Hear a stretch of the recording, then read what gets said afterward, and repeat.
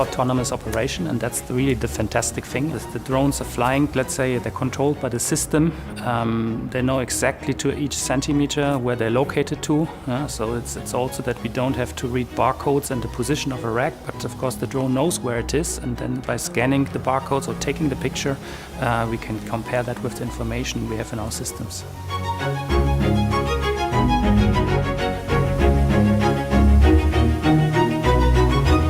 During the pilot, we saw that for now the system already saves us more than 50% of our time in collecting the inventory.